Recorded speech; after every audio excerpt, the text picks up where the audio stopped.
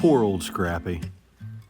She had to take a pill last night before she went to bed to kind of knock her out a little bit ahead of her vet appointment this morning. It's nothing serious, just a booster shot, and there's really no reason for June to go, other than she just likes to go for car rides.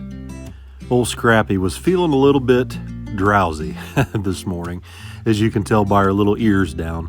Usually her ears are standing straight up, but you can tell she just doesn't quite know what's happening. Now, if I take her to the vet and I don't go in with her, they have to put a muzzle on her. But as long as her papaw's there, she does just fine. No trouble at all. Once we got done at the vet, I took Vicky's Suburban up to the car wash to get it cleaned up. It was covered in road salt and grime, and I just couldn't stand it anymore. I always get a kick out of watching the dogs as we're in the car wash, especially Chevy this morning.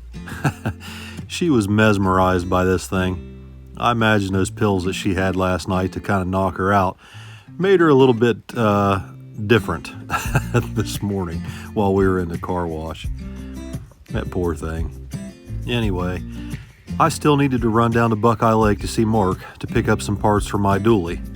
And as long as I'm going to be driving around this Suburban running errands, I feel a lot better about it when it's clean. Last night, Bill, I was looking at the comments, and a customer or one of your followers wanted to know if we could find a 710 oil cap for the 63 Chevy. Well, right there it is. So sorry, you didn't stump the challenge. Old Mark doesn't miss a thing. He got me a new sending unit for my temperature gauge in the dually. It clearly has a problem, and it's not overheating. It's definitely the gauge I checked. Anyway, I got to talking to him about maybe painting the inside of the C-10 cab, but I don't know what the paint code is. Well, Mark has a plan. He sends me home with his camera. Once those are all green, then you'll take your finger and push this stuff on the side again. And then it'll take a reading. And it'll tell you to pick it up and turn it. And then hit it again. Okay, and that's it. Once you hear that, then you got it. So then all we have to do is bring it back in, attach it to the computer, and it'll download the collar. And then we can go from there. So I take Mark's fancy whiz-bang camera back to the shop, and Kenny and I find a really nice spot of original paint inside the passenger door. I scan this thing 3 times because I really don't know what the heck I'm doing. Hopefully I'm doing it right. Anyway, the fuel oil guy shows up just about that time to fill the fuel oil furnace tank. It was almost empty, and he was sure glad to see he could just pull around back instead of dragging that hose down along the barn. Once I got the fuel oil guy taken care of, I head down to Mark's to take that paint code back to him, and Kenny gets busy working on this windshield channel, getting all the rust ground out of it with a wire wheel. And I'm just hoping that I operated that camera properly so we can find a paint code for the paint color inside the cab of Vicky's truck. Bill, get our paint machine fired up. Picture of your paint. We're going to go into measurements. And then we're going to synchronize the camera. So once we get that synchronized. Believe it or not, I managed to do something right. I scanned the color 3 times, car 47, 48, 49, and the color came right up on the screen. The computer calculates what colors and what pigments to put together to come up with that exact color match. It's basically like having a recipe printed out off a computer, and you mix the recipe up in the paint mixing machine based on grams of each color and pigment. The jar of paint sits on this scale, and you put in each pigment, and it measures how many grams of each pigment you put in. If you do it right, it should come up with an exact color match. And in this case, we're mixing up an off-white color for the top of the truck. Not to be sprayed through a gun, though. Through an aerosol can. Yes, an aerosol can. Mark can actually custom mix paint colors and put the paint into an aerosol can so you can spray it just like spray paint. I've never seen anything like it. So once we get the white color out of the way, we move on to the beige color that's on the dash. Mark brings out the recipe, mixes it up on the scale, shakes it up, and it turns out the exact color of the door in Vicky's truck. Once again, I can't stump the chump. Sure, it's your pleasure. As usual. We'll be back. Have fun. Thanks, buddy. See ya. So I take my paint supplies back to the shop to check on Kenny, and as usual, Kenny's knocked it out of the park. He's wire wheeled all the rust out of the door jambs and out of the windshield channel. We're ready to clean this thing up and begin putting some primer down. So we blow all the dust off, wipe everything down with thinner, mask it up, and shoot our first coat of base primer down in the windshield channel. After Kenny went home last night, I came in the house, started a fire to keep the house warm. It got awfully cold out after the sun went down. And I just thought, you know what, I'm going to stay in the house and watch movies with Vicky. So we went to bed fairly early last night compared to what we usually go to bed at, especially for me. I got up this morning earlier than usual, went downstairs, got a little something to eat, got the pellet stove fired up down in the basement to take the chill off, and got ready to start my day.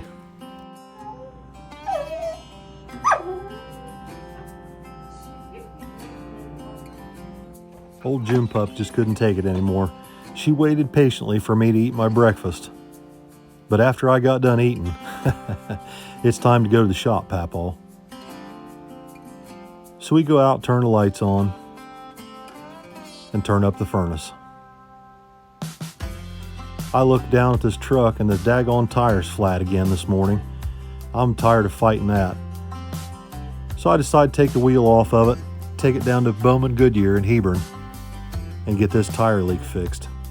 I fire up the dually and let it warm up for a few minutes, and I get a text from my brother saying he's going to bring that fuel tank down.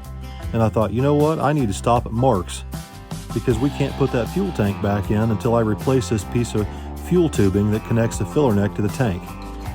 Well, I guess that means it's time to play Stump the Chump again. So me and June hop in the old dually, and we start heading towards Hebron.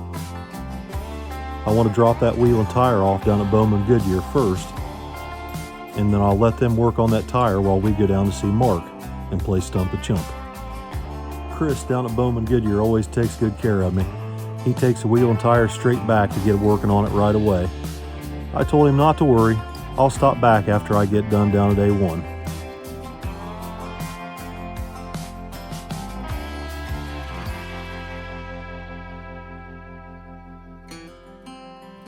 I'm here for another round of Stump the Chump. Oh, that's great. Beautiful. Fuel neck tubing. That's not a problem. What? That's not a problem. It's a piece of cake. Oh. Come on, give me something harder. Come on, bring me on, bring it on. As usual, Mark comes walking up to the counter from out back with exactly what I need. However, I did make him work for his money today. His cutters are about wore to hell, and he had a heck of a time cutting that piece off for me. While he's working on cutting that fuel tubing, my partner in crime's robbing his office of dog treats back there.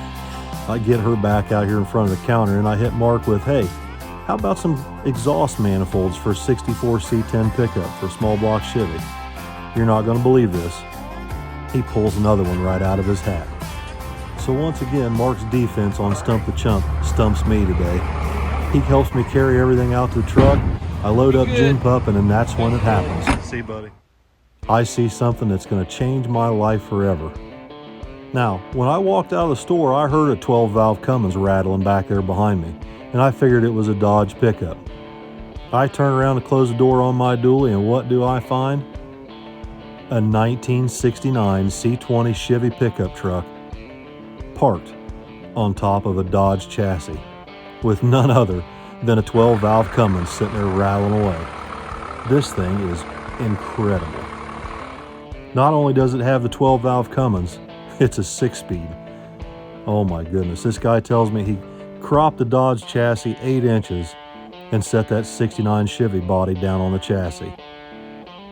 My life will never be complete without one.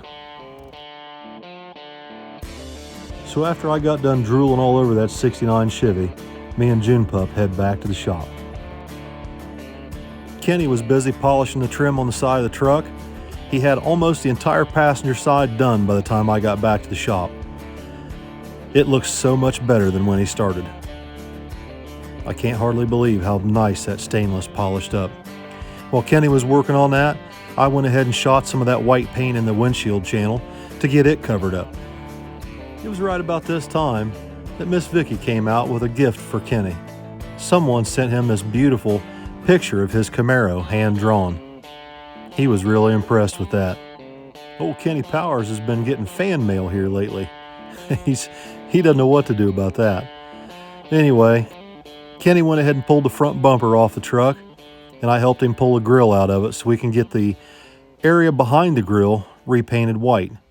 Most of it's white, but behind the fenders, it's green or gray. So we need to get that taken care of. Kenny went ahead and masked it all off, wiped it all down with some thinner, and got it ready for paint.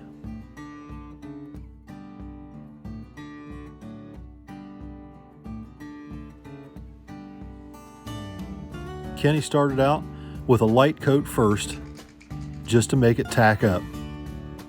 After he got the first coat down, he stood back, let it dry, and took a break for a few minutes before he started the second coat. Kenny does such a fantastic job, and he's got patience that I simply don't have.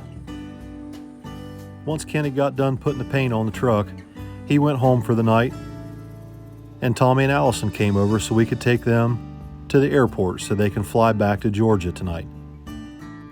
Vicky made sure they had something to eat before they left and helped them get their bags all packed and made sure they were ready to go. Typical mom. She doesn't miss a thing. Anyway, we dropped them off at Port Columbus and said our goodbyes. Hopefully the kids will all be back on Monday or Tuesday.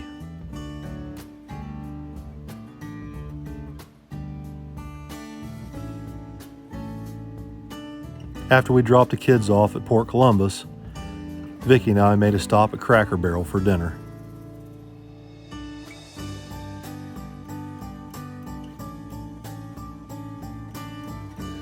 Are you excited to go look at parts tomorrow? Yes. Shiny things? Yes, all the shiny things. All right, guys, welcome back. We just got back from dinner. I'm gonna try and get this video finished up and get it uploaded. We made pretty good progress the last couple of days on the truck. My brother brought the gas tank back tonight, so we're gonna seal that tomorrow or maybe Sunday and try and get the gas tank back in it. And that's gonna be really nice because then I can start it and move it around without that gas can sitting on the frame rail. But as you can see, we've got the behind the grill painted. We've got the windshield channel painted. And although there's still rust repair to be done up here in the top of the cab, unfortunately, the patch panels that are available are on back order. So we're not going to be able to use that right now. My brother's probably just going to cut some sections out and patch it. Kenny's got all the trim polished. All the way down both sides of the truck. And I managed to get, oh God, this is a story.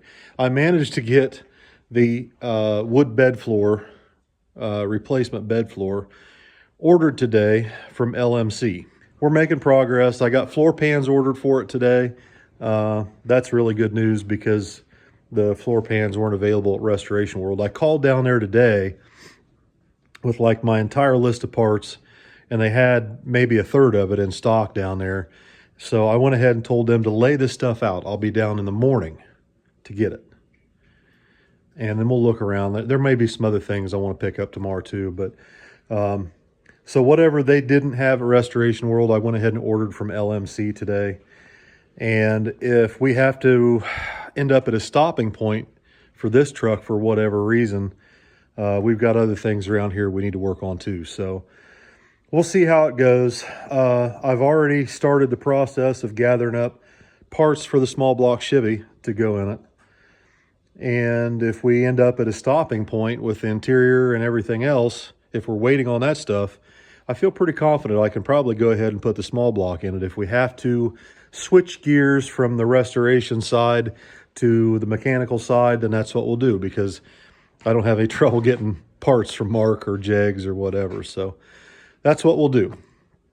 Plus, Kenny's car is sitting out there, and we need to work on Kenny's car too. So eventually we may get to that. And then my brother's got a Suburban back here. He wants me to help him fix it. So might have to pull that Suburban in.